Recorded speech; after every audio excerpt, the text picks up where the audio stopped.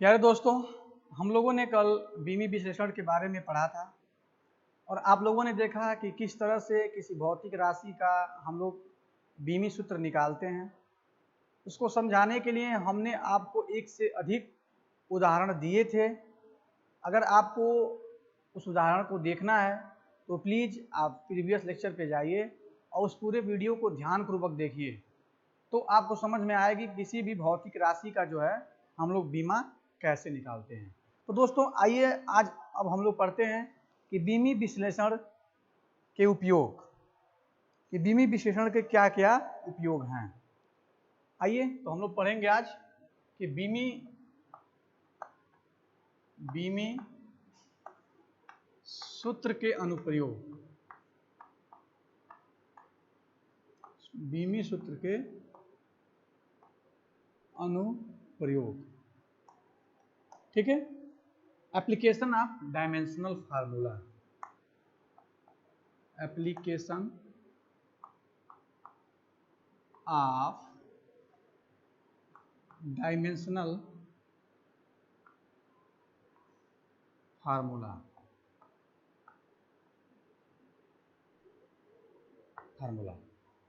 ठीक है।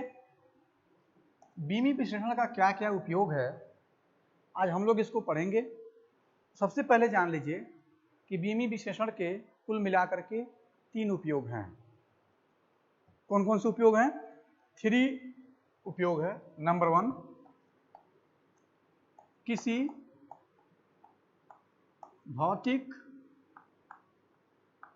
भौतिकी समीकरण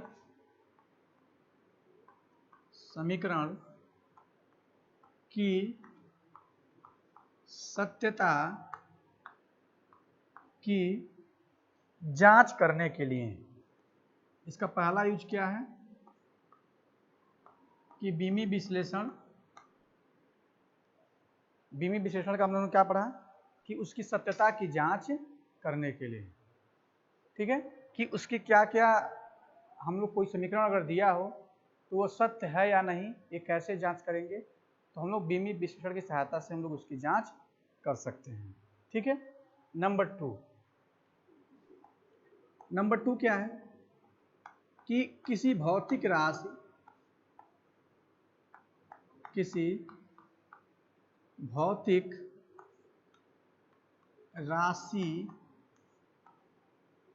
के मान को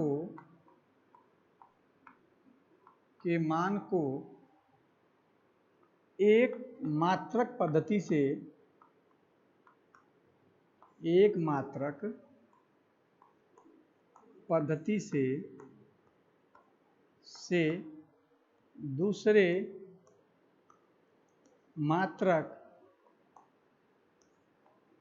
पद्धति में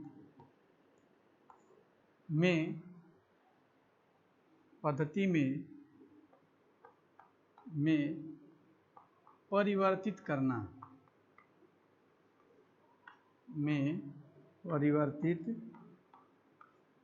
करना, ठीक है। नंबर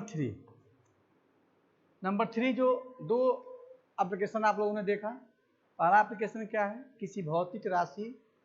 किसी भौतिकी समीकरण की सत्यता की जांच करने के लिए। दूसरा है किसी भौतिक राशि के मान को एक मात्रक पद्धति से दूसरे मात्रक पद्धति में बदलना। नंबर 3 आप देखेंगे कि विभिन्न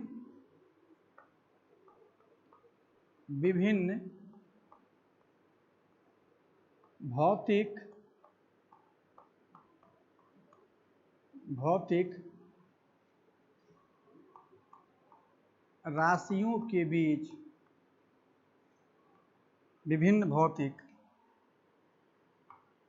राशियों के बीच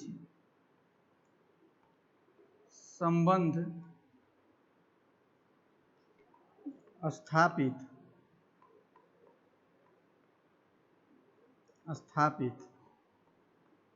करना, ठीक है। क्या करना है कि विभिन्न भौतिक राशियों के बीच संबंध स्थापित करना।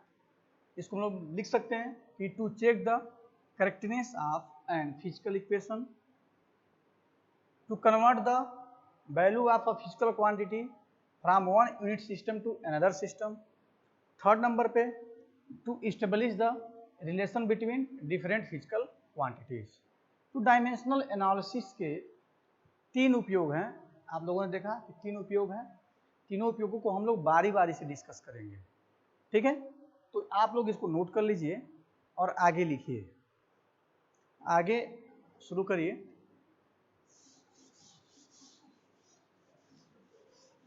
हम लोग बारी बारी से पढ़ेंगे। आज हम लोग पढ़ेंगे किसी भौतिक राशि, किसी भौतिकी समीकरण की सत्यता की जांच करना है। चलिए हम एक क्वेश्चन दे दें। क्वेश्चन अगर यहाँ पे दे दिया जाए, निम्नलिखित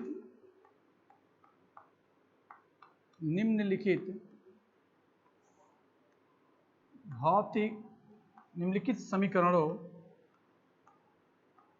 समीकरणों की सत्यता की जांच कीजिए।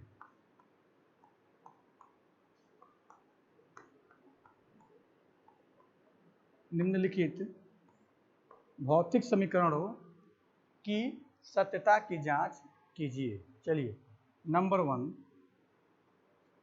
हमने माने दे दिया आपको, F equal to m into a, b equal to a plus u t, c F equal to G m1 m2 upon r square. आपने देखा कि 3 इक्वेशन दिए गए हैं। ए बल का नियम है, F equal to m into A, एक वेग का समीकरण भी है, और ये क्या है, न्यूटन का गुरुत्वाकर्षण का नियम है।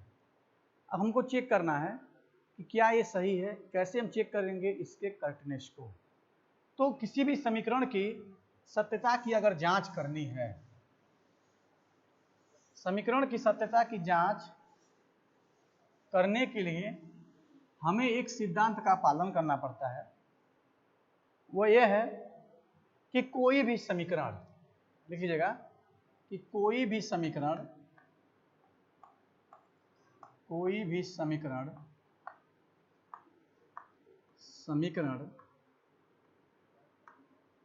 तभी सत्य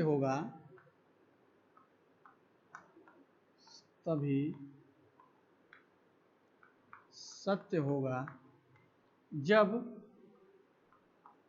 उसके दोनों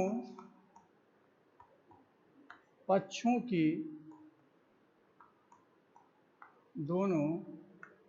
की विमाएं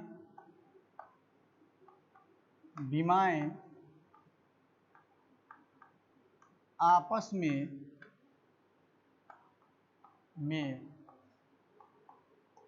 समान होंगी, ठीक है। कोई भी समीकरण जो है तभी सत्य होगा जब उसके दोनों पक्षों की विमाएं क्या होंगी, आपस में समान होंगी। तो इसी सिद्धांत का हम लोग पालन करके इन सबके समीकरण के सत्यता की जांच करेंगे। तो आपके सामने 3 इक्वेशन है। F इक्वल टू m में, V equal to a plus u t, F equal to G M m1 m2 upon r square.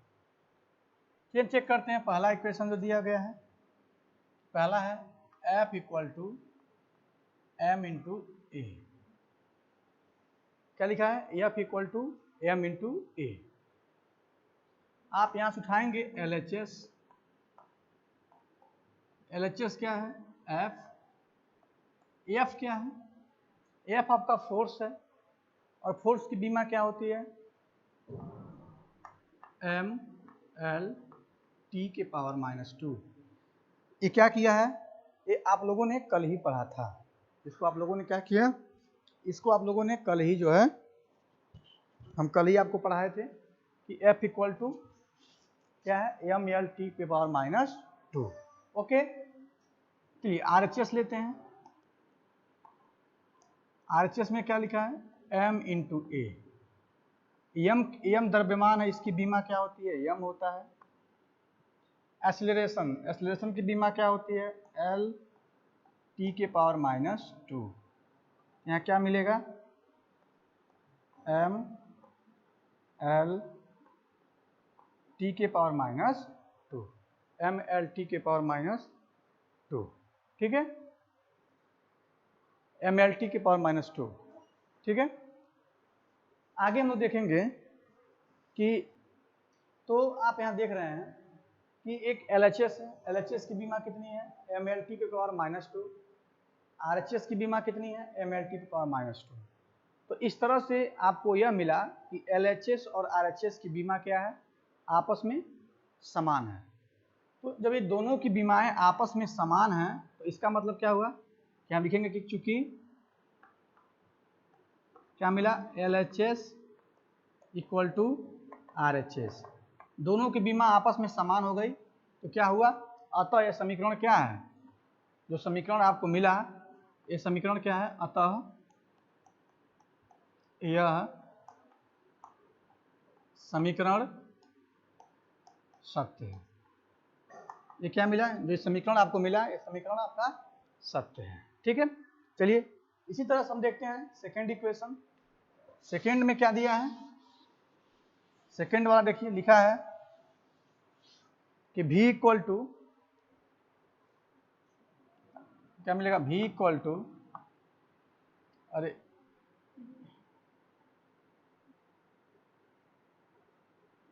गलती हो गया है, v equal to u plus AT होता है, v equal to u plus AT, वो a plus UT हो गया था, v equal to u plus AT, ठीक है। तो आप यहाँ पे देखेंगे कि यहाँ कैसे हम लोग निकालेंगे, यहाँ समीकरण का अगर हम लोग LHS ले लेते हैं तो आपको मिलेगा v वेलोसिटी है तो एल टी के पावर -2, ठीक है। और यहाँ पे ये RHS है, RHS इक्वल टू क्या मिला, u प्लस AT। u किसकी बीमा है, एल टी के पावर -1, AT किसकी बीमा है, तो एक एक्सेलरेशन है तो एल टी के पावर -2, t समय है तो यहाँ क्या मिलेगा आपको t। इसको सॉल्व करेंगे तो एल टी के पावर -1, यहाँ आप देखेंगे कि प्लस एल टी, यहाँ पर आपको मिलेगा कि एल टी के पावर -2, यहाँ पे +1, तो यहाँ पे एल टी के पावर -1, दोनों को ऐड कर लेंगे तो 2LT1। देखिए एक कांस्टेंट है, कांस्टेंट जब हम बीमा लिखते हैं तो कांस्टेंट की वैल्यू को छोड़ देते हैं, तो आगे आपको मिलेगा यहाँ पर एल टी के पावर -1। तो इस तरह से आप यहाँ पे पाएंगे कि LHS इक्वल टू क्या है, RHS है। जो इक्वेशन आप लोगों ने हम लोगों ने दिया था नंबर 2 पर क्या था, v equal to u plus AT। तो यहाँ पे LHS और RHS की बीमा क्या है, आपस में समान है। यहाँ मिलेगा आपको कि LHS इक्वल टू RHS, अतः समीकरण क्या है, सत्य है, अतः समीकरण सत्य, जो समीकरण आपको मिला है समीकरण क्या है, सत्य है, ठीक है। चलिए इसके बाद नंबर 3 पे क्या था, 3 नंबर पे आपने देखा था कि लिखा था F equal to G m1 m2 upon r², ठीक है। ये आपका LHS है, ये क्या है, RHS है। तो LHS और RHS अब मिलेगा तो आप यहाँ पे लिखेंगे अगर कि LHS इक्वल टू क्या है, F है, F की वैल्यू क्या होती है, mLT के पावर -2, और RHS की वैल्यू क्या है, RHS का बीमा आप निकालिए। जब आप RHS की बीमा निकालेंगे क्या मिलेगा, RHS की बीमा जो है इक्वल टू, ये देखिए लिखा है G m1 m2 upon r²। G आपका है ग्रेविटेशनल कांस्टेंट, और ग्रेविटेशनल कांस्टेंट की बीमा होती है, जिसको हम लोग गुरुत्वाकर्षण नियतांक बोलते हैं। तो गुरुत्वाकर्षण नियतांक की बीमा होती है कि m के पावर -1, इसकी बीमा होती है m के पावर -1, l के पावर 3 और t के पावर -2। और m1 लिखा है, m1 मास है, इसकी बीमा m होगी, इसकी बीमा भी m होगी, और नीचे r स्क्वायर है तो इसकी बीमा क्या होगी, l स्क्वायर। ठीक है, तो m अब मिल के क्या m स्क्वायर हो गया, यहाँ पे m के पावर -1 है तो क्या बचा, केवल m बचा, l3 t के पावर -2, इसको आप ले जाएंगे ऊपर तो l के पावर -2 हो जाएगा, l के पावर 3 और l के पावर -2 घटा देंगे तो क्या मिलेगा, m l t के पावर -2। तो इस तरह से LHS और RHS की बीमा क्या हो गई, सिंस LHS इक्वल टू क्या मिला, RHS, अतः समीकरण क्या है, ये समीकरण भी सत्य है। तो इस तरह से आप लोगों ने देखा कि किस तरह से जो है कोई भी समीकरण सत्य है या असत्य है, हम लोग क्या कर सकते हैं, हम उसकी जांच कर सकते हैं। आइए एक इक्वेशन और हम देते हैं आपको लिखने के लिए, एक क्वेश्चन और लगाइए।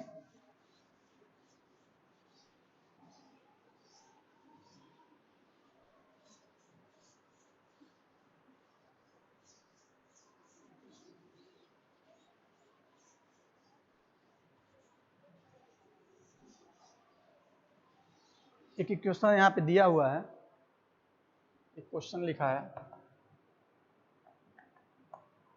समीकरण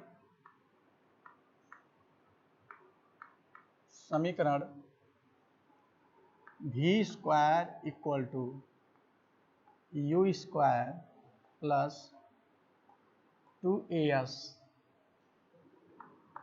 की सत्यता की जांच कीजिए। अगर आपसे पूछ दे तो कैसे करेंगे, इसको देखिए, इसकी सत्यता की जांच आप कैसे करेंगे, इसको देखिए, इसका सलूशन निकालते हैं। क्या दिया है, सबसे पहले दिया है v square equal to u square plus 2as, LHS ले लेंगे आप, क्या मिलेगा, v स्क्वायर, v वेलोसिटी है, इसकी बीमा होती है l t के पावर -2, स्क्वायर करेंगे तो स्क्वायर हो जाएगा। तो फाइनली क्या मिला आपको, l स्क्वायर और t के पावर -2, ये मिला, सॉरी l t के पावर -4 मिला, ये LHS हो गया। अब आप पाएंगे यहाँ पर RHS क्या होता है, u स्क्वायर प्लस 2as, तो u स्क्वायर की वैल्यू क्या होगी, u की वैल्यू, u वेलोसिटी है तो इसका भी फार्मूला l t के पावर -1 स्क्वायर कर देंगे, फिर प्लस 2a, a की बीमा एक्सेलरेशन है, l t के पावर -2, s क्या है, l है, तो यहाँ पे l मिला। ठीक है, इसका स्क्वायर करेंगे तो l स्क्वायर t के पावर -2, फिर प्लस l का l में स्क्वायर करेंगे चूँकि यहाँ 4 हो जाएगा, वो गलती हो गया, यहाँ पे l t के पावर वेलोसिटी है तो l t के पावर -1, यहाँ पे -2 होगा, यहाँ भी यही होगा, यहाँ पे l t के पावर -2 हो जाएगा। 2 की बीमा 1 होती है, छोड़ देंगे, इसकी बीमा l t के पावर -2, फिर l और l का स्क्वायर करेंगे तो l स्क्वायर हो जाएगा, फिर दोनों को आपस में जोड़ लेंगे तो 2 l स्क्वायर t यहाँ मिलेगा L स्क्वायर T⁻²। ठीक है, तो इस तरह से आपको LHS और RHS की बीमा जो है, आप देख रहे हैं कि दोनों क्या है, आपस में इक्वल है। जब ये आपस में इक्वल है तो आप यहाँ पर लिखेंगे कि LHS इक्वल टू RHS, अतः समीकरण क्या है, सत्य है। अतः समीकरण सत्य है। ठीक है, तो इस तरह से आपको मिला कि समीकरण अगर दिया हुआ है तो कैसे हम लोग सत्यता की जांच करते हैं। इसके बाद आपको मिलेगा कि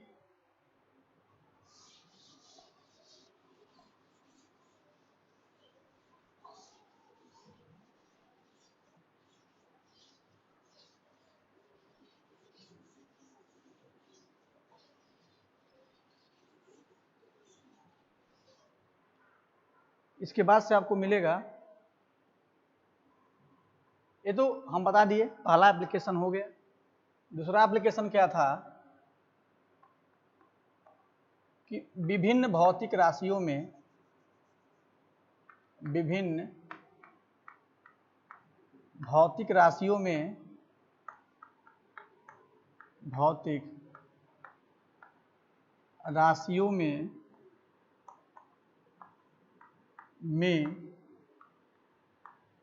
संबंध स्थापित करना। विभिन्न भौतिक राशियों में संबंध स्थापित करना है। जैसे अगर मान लीजिए बहुत सी राशियां हैं, उनमें संबंध स्थापित करना है तो कैसे करेंगे, इसके लिए कोई पीछे फार्मूला नहीं दिया है, इसको हम लोग उदाहरण लेकर के ही समझेंगे और उसको सॉल्व करेंगे। तो आपको उदाहरण समझना होगा। अगर आपको उदाहरण समझ में आ जाता है तो जाहिर सी बात है कि एक ही ट्रैक पे सारे फार्मूले दिए होते हैं, तो सभी फार्मूलों को आप आसानी से जो है सॉल्व कर सकते हैं। ठीक है, तो आइए हम लोग देखते हैं कि कौन सा ऐसा फार्मूला है जिसकी सहायता से हम लोग क्या करेंगे, सीखेंगे। तो हम एक क्वेश्चन यहाँ पे लिख रहे हैं, किसी सरल लोलक का आवर्तकाल, किसी सरल लोलक का आवर्तकाल कैपिटल T, लोलक की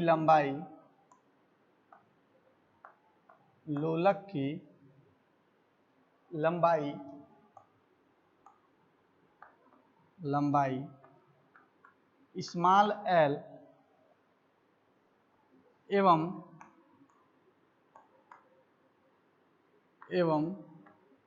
गुरुत्वीय त्वरण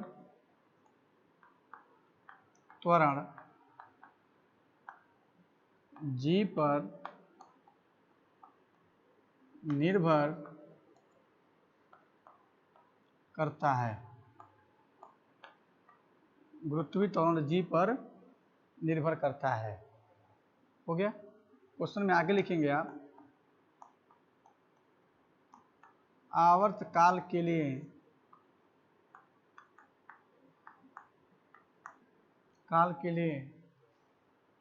समीकरण की स्थापना करिए या सूत्र की स्थापना करिए।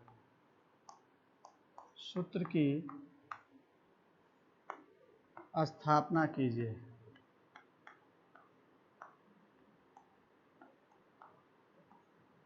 समीकरण के लिए सूत्र की स्थापना कीजिए। ठीक है, तो ये क्वेश्चन है, आप नोट कर लीजिएगा। क्या लिखा है, किसी सरल लोलक का आवर्तकाल T, लोलक की लंबाई L, गुरुत्वीय त्वरण G पर निर्भर करता है। आवर्तकाल के लिए सूत्र की स्थापना कीजिए। यह क्वेश्चन है और इसी क्वेश्चन के माध्यम से हम लोग ये देखेंगे कि अगर भौतिक राशियां दी हुई हैं तो उनके बीच में हम कैसे संबंध स्थापित करते हैं। ठीक है, तो आइए हम देखते हैं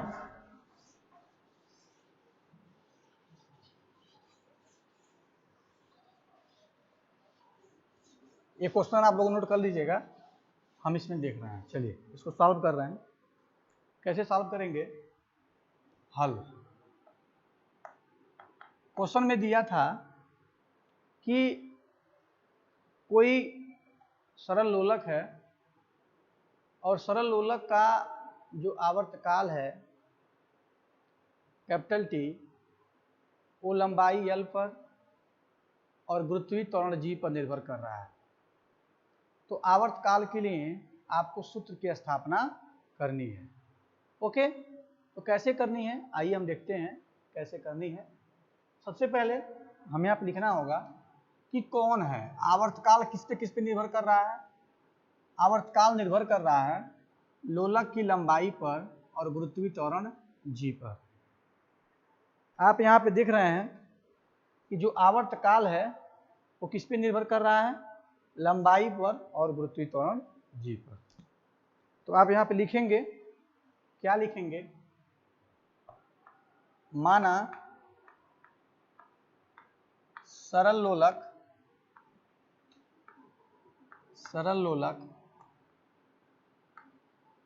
का आवर्तकाल, सरल लोलक का आवर्तकाल कैपिटल टी लंबाई L के घात A पर एवं गुरुत्वीय त्वरण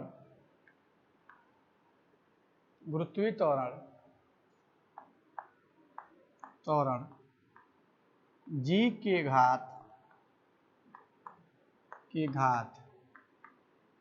B पर निर्भर करता है। हमको मानना होगा, क्या दिया है कि जो लंबाई L है वो आवर्तकाल के घात लंबाई के घात A पर और गुरुत्वीय त्वरण G के घात B पर निर्भर करता है। ठीक है, तो आप इसका मतलब क्या हो गया? तो आप लिखेंगे यहाँ पे अर्थात, चूंकि ये निर्भर कर रहा है हम लिखेंगे अर्थात T प्रोपोर्शनल टू L के पावर A और T प्रोपोर्शनल G के पावर B। हो गया। हम क्या लिखेंगे? उपरोक्त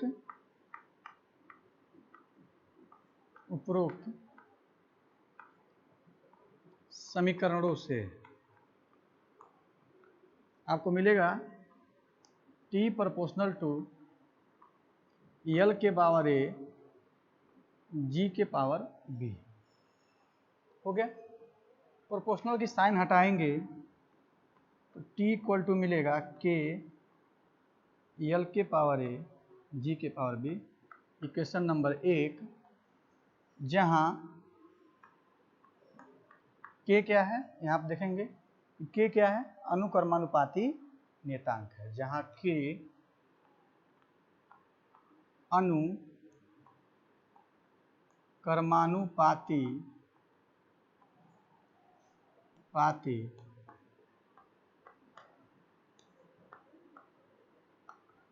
नियतांक है, जहाँ K अनुक्रमानुपाती नियतांक है।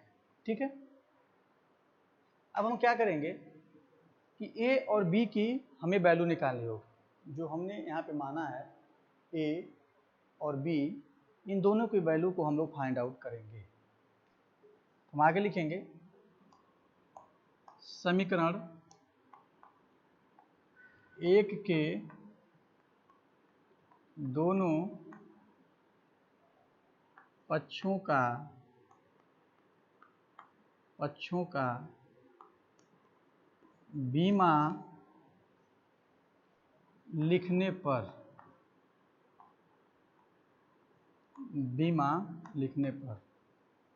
आपको मिलेगा T, चूंकि आवर्तकाल है तो आवर्तकाल की बीमा क्या हो जाएगी? M0 L0 और T के कांस्टेंट है तो कांस्टेंट की बीमा 1 होती है, नहीं लिखेंगे। l के पावर a, l लंबाई है, इसकी बीमा होती है l power to the a। फिर g क्या है, गुरुत्वीय त्वरण है, इसकी बीमा होती है lt के पावर -2 और यहाँ पे मिलेगा आपको b। यहाँ पर मिला आपको m0 l0 t is equal to l के पावर a, l के पावर b और t के पावर -2b। अब हम ऐड करेंगे m के पावर 0, l के पावर 0 t, यहाँ मिला आपको l a प्लस b और t के पावर -2b। इक्वेशन नंबर 2 हो गया। तो आप यहाँ पे क्या मिला, आपने बिल्कुल जैसे जैसे हमने लिखा है इसी तरह से आप लोगों को भी लिखना है, ठीक है, और लिख करके इसको सॉल्व करना है, ठीक है। आइए आगे देखते हैं। अब अगला स्टेप क्या होगा, अगला स्टेप आप देखेंगे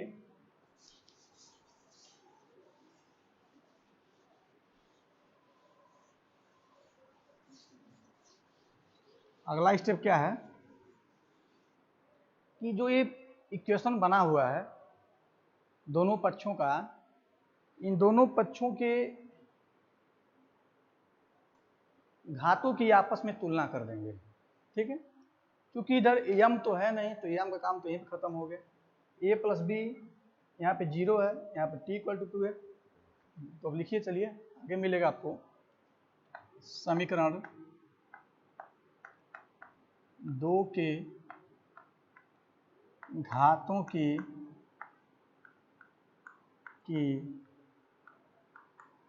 तुलना करने पर क्या मिलेगा, हमें आप क्या लिखेंगे, t के घातों की तुलना करने पर, t के घातों की तुलना करने पर आपको मिलेगा, क्योंकि यहाँ पे क्या है t के पावर 1 है, यहाँ पे क्या है -2b है, तो आपको क्या मिलेगा -2b equal to 1। It means b equal to -1/2। ये b की वैल्यू मिल गई। अब क्या करेंगे, l के घातों की तुलना करने पर क्या मिलेगा, यहाँ पे a प्लस बी है, यहाँ पे 0 है, तो मिलेगा आपको कि a plus b is equal to 0। b की वैल्यू क्या है -1/2 है, तो 0 हो जाएगा, तो a इक्वल टू 1/2। तो a की वैल्यू मिली और b की वैल्यू मिली। अब इन दोनों के वैल्यू को क्या करिए, आप इक्वेशन नंबर 1 में रख दीजिए। अब क्या करिए कि a और b के मान को समीकरण 1 में रखने का, समीकरण a और b का मान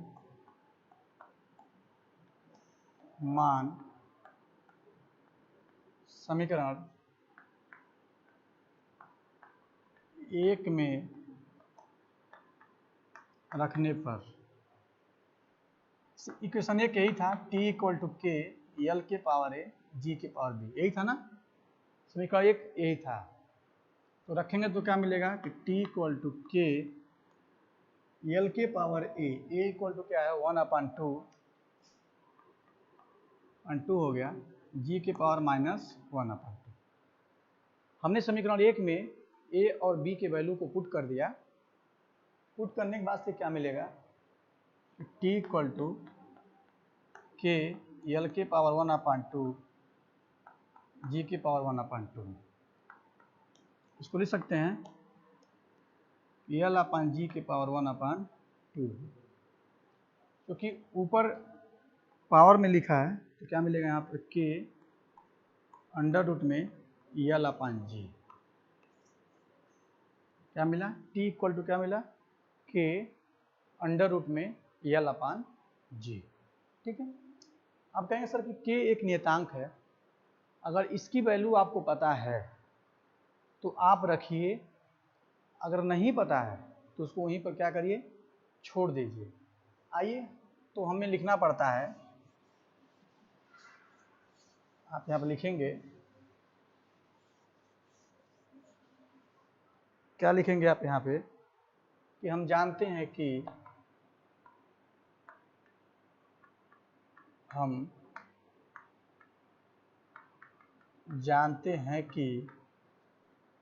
क्या जानते हैं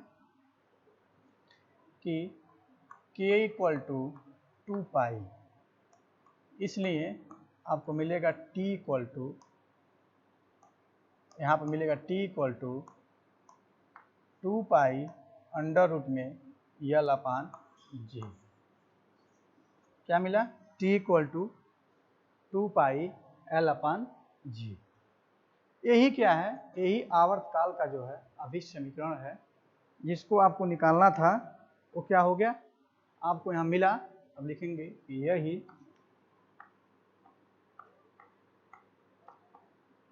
आवर्तकाल का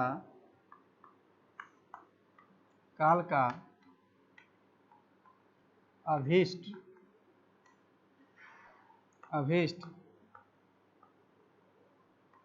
समीकरण है। इसी को हम क्या बोलते हैं? इसी को हम लोग अभीष्ट समीकरण कहते हैं आवर्तकाल का। तो इस तरह से आप लोगों ने देखा कि किस तरह से हम लोगों ने आवर्तकाल निकाला और कैसे हम लोगों ने इन राशियों के बीच में संबंध स्थापित किया और इसको हम लोगों ने निकाला। आइए हम लोग अगले क्वेश्चन पे पहुंचते हैं। इसी तरह का एक क्वेश्चन और देखिए।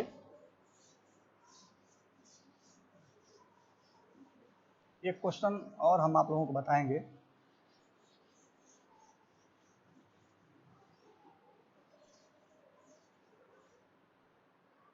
इस क्वेश्चन को देखिए।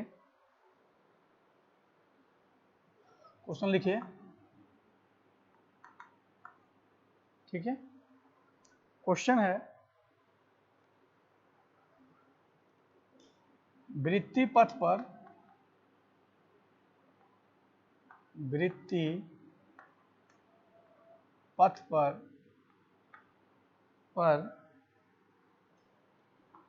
गति करते हुए एक पिंड पर कार्यरत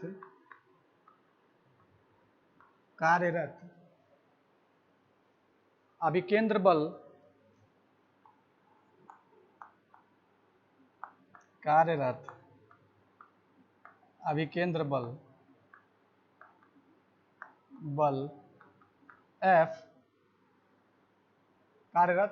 बल F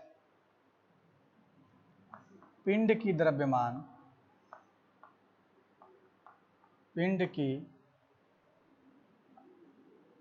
द्रव्यमान कैपिटल M वेग v एवं वृत्ति पथ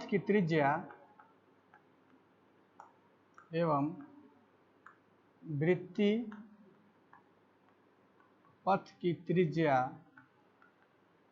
स्मॉल r पर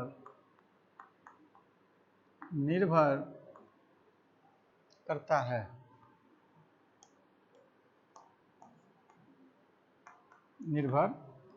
है। ठीक है। क्या करना है? अभिकेंद्र बल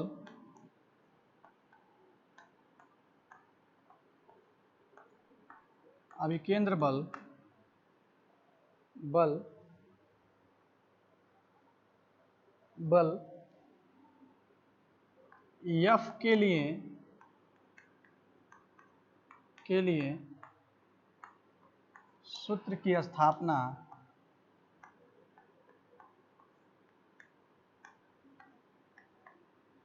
कीजिए। ठीक है, जो आप लोग देख रहे हैं यहाँ पे लिखा है कि एक कोई पिंड है जो क्या कर रहा है, एक सर्कुलर पाथ है जिसकी त्रिज्या कितनी है, r है, और इस पार्टिकल का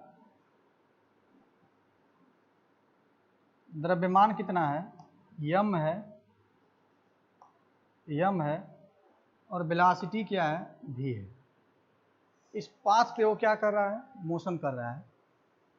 तो अब जानते हैं कि जब कोई भी पिंड अगर वृत्तीय पथ पे गति करता है तो उसके सेंटर की तरफ एक बल कार्य करता है जिसको अभिकेंद्र बल कहा जाता है। ठीक है, तो इसी अभिकेंद्र बल के लिए हमें क्या करना है, हमें फार्मूला डिराइव करना है, किसकी सहायता से, बीमी विश्लेषण की सहायता से। ठीक है दोस्तों, तो आइए हम लोग आगे देखते हैं कि कैसे हम लोग क्या। तो आप यहाँ पे देख रहे हैं कि ये जो क्वांटिटी एफ है किस पे निर्भर कर रही है, वो निर्भर कर रही है द्रव्यमान m पर, वेलोसिटी v पर, और त्रिज्या r पर। तो अब क्या लिखेंगे यहाँ पर, सेम वही चीज लिखेंगे सॉल्यूशन में। माना बल F क्या कर रहा है, बल F द्रव्यमान m v एवं r के घात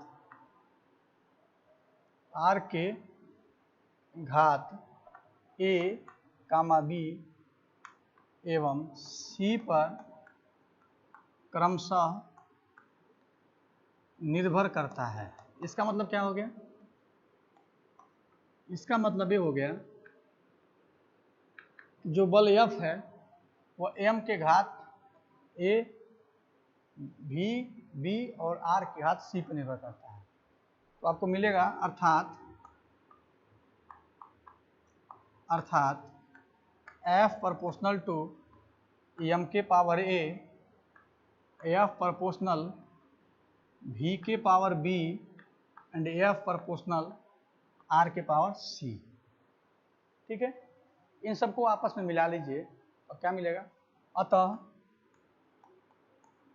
सबको आपस में मिलाएंगे तो आपको मिलेगा F प्रोपोर्शनल m के पावर a, v के पावर b एंड r के पावर c, या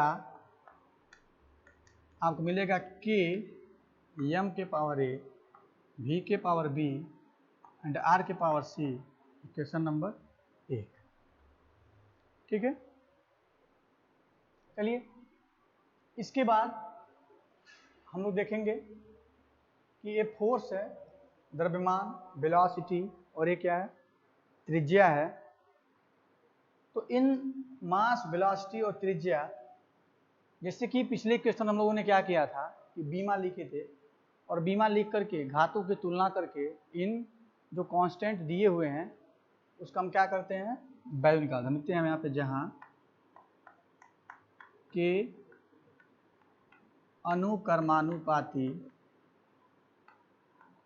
कर्मानुपाती नियतांक है, क्या है, जहाँ के अनुकर्मानुपाती नियतांक है। हम लिखेंगे हम आगे समीकरण 1 के दोनों पक्षों की तुलना करने पर, तुलना करेंगे तो क्या मिलेगा, तुलना नहीं करेंगे, दोनों पक्षों का पहले बीमा लिखेंगे, दोनों पक्षों की बीमा लिखा, दोनों पक्षों की बीमा लिखेंगे जब आप बीमा लिखेंगे तो क्या मिलेगा, इसको देखिए कि एफ की बीमा क्या होगी, बल है तो एम एल टी के पावर -2 इक्वल टू के कांस्टेंट है, के की बीमा 1 होती है, नहीं लिखेंगे, यम द्रव्यमान है, यम के पावर ए, भी वेलोसिटी है तो एल टी के पावर -b आर, आर त्रिज्या है, त्रिज्या का बीमा यल होता है, यल के पावर क्या हो गया, सी हो गया। ठीक है, चलिए हम आगे देखते हैं क्या मिलेगा। सबको सही रूप में लिखा जाए, सबको सीरियल कर लीजिए। यहाँ पे यम अकेला है, यहाँ पे लिखेंगे आप यम एल टी के पावर -2 इज इक्वल टू यम के पावर ए, अकेला है, यम के पावर ए हो जाएगा, यहाँ पे यल भी है, टी भी है, तो क्या मिलेगा, यल के पावर बी और टी के पावर -b, मल्टीप्लाई कर देंगे। यहाँ पे यल के पावर सी, यहाँ पे लिखेंगे आप यल के पावर सी। ठीक है, आप इसको सही से ऐड कर लीजिए। यहाँ लिखेंगे आप एम यल टी के पावर -2 इज इक्वल टू यम के पावर ए, यल के पावर बी प्लस सी और टी के पावर क्या मिलेगा, -b। तो यह रहा, दोनों पक्षों की बीमा लिखा गया। अब क्या करेंगे हम लोग, दोनों पक्षों के बीमाओं की तुलना करेंगे। अब लिखेंगे हम लोग बीमाओं की तुलना करने पर क्या मिलेगा, जब तुलना आप करेंगे तो आपको मिलेगा, यहाँ पे ए है, यहाँ पर 1 है, तो ए इज इक्वल टू क्या मिलेगा, 1। ए कौन से घात है, यह यम की घात है। ठीक है, यहाँ पे टी है, यहाँ पे टी है, क्या मिलेगा, b के पावर -2। ये किस घात है, यह t के घात है। ओके, यहाँ पे यल के पावर b प्लस सी है, यहाँ पे यल है, मिलेगा यहाँ पर b plus c is equal to 1। b की वैल्यू दी हुई है, -2 लिखा है, यहाँ पर रखेंगे 2, यहाँ पे c इक्वल टू क्या मिलेगा, 1। तो ये इधर जाएगा तो क्या हो जाएगा, गड़बड़ हो रहा है क्या,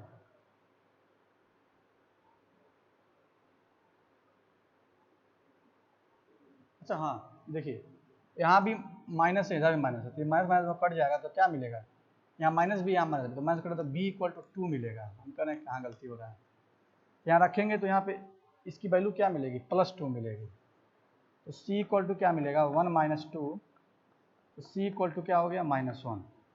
तो इस तरह से a इक्वल टू 1, b का equal to 2, c equal to क्या मिला, -1 मिला। अब हम क्या करेंगे,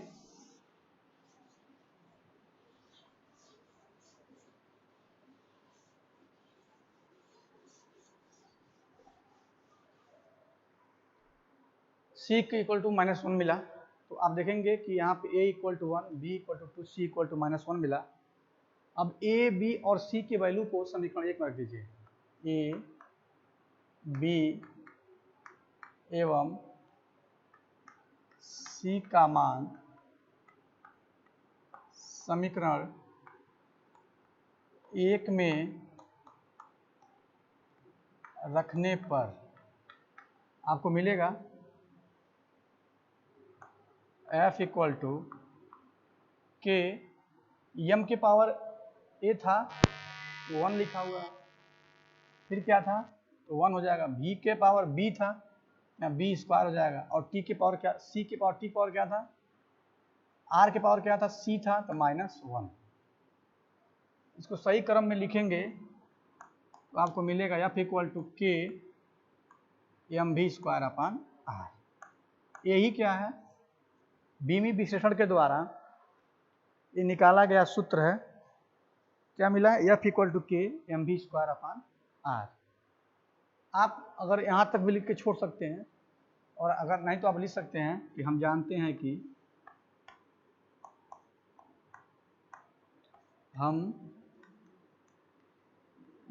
हैं कि